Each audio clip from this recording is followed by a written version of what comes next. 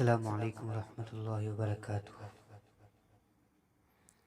بابا جان، والد صاحب نے کسی زمانے میں ایک پلاٹ خریدا تھا جس کو 2004 میں انہوں نے فروخت بھی کر دیا۔ سودے سے معقول آمدنی بھی ہوئی۔ پلاٹ کے سودے کے بعد بابا گھر آئے تو کافی خوش لگ رہے تھے۔ بولے، دل چاہتا ہے تم سب کو عمرہ کرا دوں۔ ہم خوشی سے جھوم اٹھے اور اگلے ہی روز ہم سب نے اور والدہ محترم نے پاسپورٹ کے لیے درخواست جمع کرا دی۔ چند دنوں بعد پاسپورٹ بن کر آ بھی گیا اور ہم کچھ دنوں بعد عمرے کے لیے عازم سفر ہو گئے۔ عمرہ بذات خود ایک بہت بڑی سعادت ہے، لیکن جب آپ کے ہمراہ والد، والدہ، بھائی بہن ہوں تو اس کا لطف دو بالا ہو جاتا ہے۔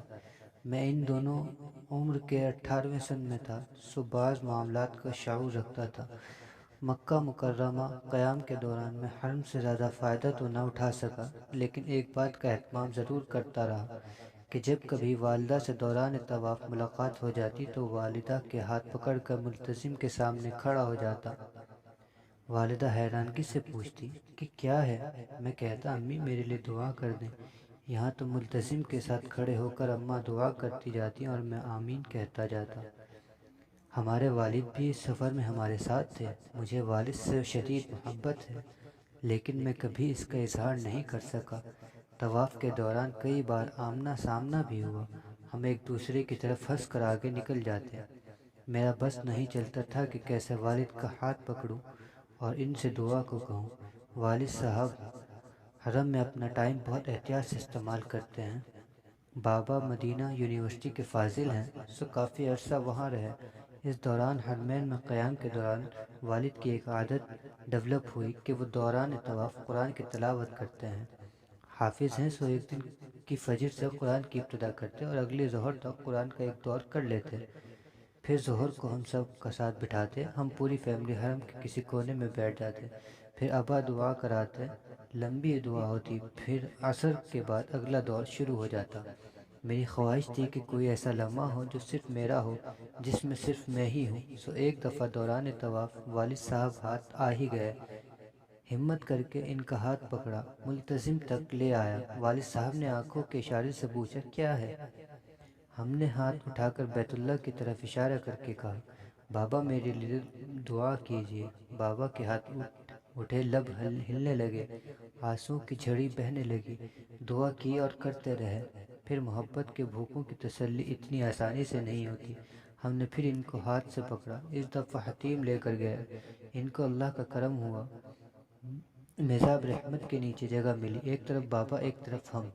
اب کی بار چہرہ کعبۃ اللہ کی طرف، سینہ دیوار سے لگا ہوئے۔ پھر دعا شروع ہوئی۔ کوئی لمحہ بعد بابا برداشت نہ کر سکے، یہ شروع ہوا۔ والد کو روتے دیکھ کر ہم بھی ٹوٹ گئے۔ طویل دعا کے بعد جب حالت سنبھلی اور دیوار سے پیچھے ہٹے تو ہماری نظریں ملی۔ دیکھا تو بابا کی آنکھیں سرخ تھیں۔ پہلی دفعہ والد کو روتے دیکھا تھا، برداشت نہ ہوا، رو پڑا۔ بابا پھر حرم کے دیوار سے لگ گئے۔ پھر پتہ نہیں کب دعائیں کرتے رہے، جب تھک کر ہیچے ہٹے تو پھر والدہ کی طرف دیکھا نہ گیا۔ میں حتیم کے ایک طرف سے اور وہ دوسری طرف سے باہر نکل گئے۔ صاحب و اس روز والد کی محبت کا احساس ہوا کہ والد محبت میں والدہ سے کم نہیں رہے، لیکن ان کو جو کردار اللہ کی طرف سے سونپا گیا ہے اس کے تقاضے مختلف ہیں۔ ہمارے لٹریچر میں والدین کے حقوق پر کافی زور دیا گیا ہے۔ حقوق اللہ کے بعد والدین کے حقوق کی تاکید ہے، لیکن ہمارے معاشرے میں جب والدین کے متعلق ہمارے رویے کا جائزہ لیا جائے تو اولاد عموماً ماں کی طرف زیادہ جھکی ہوئی معلوم ہوتی ہے۔ صاحبو، یہ والد بہت نازک اور میٹھی چیز ہے۔ اس کا خول سخت، لیکن اندر سے یہ بہت نرم ہوتا ہے۔ ہمیں ساری زندگی یہ تو یاد رہتا ہے کہ ہماری اماں گرمی میں کچن میں ہمارے لیے محنت کرتی تھی، لیکن یہ یاد نہیں ہوتا کہ اس گرمی میں باپ دو پیسے کمانے کے لیے اپنی جوانی جھلسا رہا ہوتا ہے۔ آپ نے اماں کو بیمار تو دیکھا ہوگا، لیکن دوائی خریدتے ہوئے باپ کو لرزتے ہاتھوں اور اس کی آنکھوں کی نمی کبھی نہیں دیکھی ہوگی۔ آپ عید پر اپنے جوتوں کے لیے بابا سے لڑے تو ہوں گے، لیکن ان کے پیروں کی طرف کبھی نظر گئی ہوگی آپ کی؟ آپ کو غصہ تو بہت آیا ہوگا کہ آپ کو بابا نے موٹر سائیکل نہیں لے کر دی، لیکن آپ نے بابا کو صرف اپنی فیس کے پیسے پورے کرنے کے لیے 10-10 میل پیدل چلتے نہیں دیکھا ہوگا۔ آپ کو کیا پتہ چلتے چلتے وہ کتنی دفعہ رک کر سانسیں بحال کرتا رہا ہے۔ آپ کو کچھ روپے وہ زیادہ نہ دے سکا تو ساری رات آپ تو گالیاں دے کر دل تو ٹھنڈا کر لیتے ہوں گے، لیکن کبھی اس کے تکیے پر اس کے گرم آنسوؤں کے نشان دیکھنے کی زحمت کی آپ نے؟ آپ کو ماں کا پھٹا ہوا دوپٹہ تو یاد رہا، لیکن باپ کی پھٹی ہوئی بنیان کبھی نہیں دیکھ سکے۔ ماں کے ماتھے کی شکنیں اور چہرے کی جھریاں تو نظر آ جاتی ہیں، لیکن باپ کے پیروں کے چھالے کبھی دیکھے ہیں آپ نے؟ اس کا گلہ تو ساری زندگی رہا آپ کو کہ آپ منہ کو موٹر سائیکل نہیں لے کر دی، لیکن جولائی اگست میں اس کا میلوں پیدل چلنا بھول گیا آپ؟ صاحبان، میں قطعاً ماں باپ کی قربانیوں کا تقابل نہیں کر رہا، صرف یہ احساس جگانے کی کوشش ہے کہ آپ کے والد بھی آپ سے شدید محبت کرتے ہیں۔ وہ بھی چاہتے ہیں کہ آپ ان کے گود میں سر رکھیں، وہ بھی چاہتے ہیں کہ آپ ان کو دل کی باتیں بتائیں، وہ بھی آپ کو ساتھ ہنسنا چاہتے ہیں، آپ کو حال دل بتانا چاہتے ہیں۔ آپ کو پتہ ہے والد بعض اوقات صرف اس وجہ سے بازار میں اپنی مرغوب چیزیں کھانا چھوڑ دیتا ہے کہ اب وہ اپنے ارمانوں کی قیمت پر آپ کے ارمان پورے کرنا چاہتا ہے۔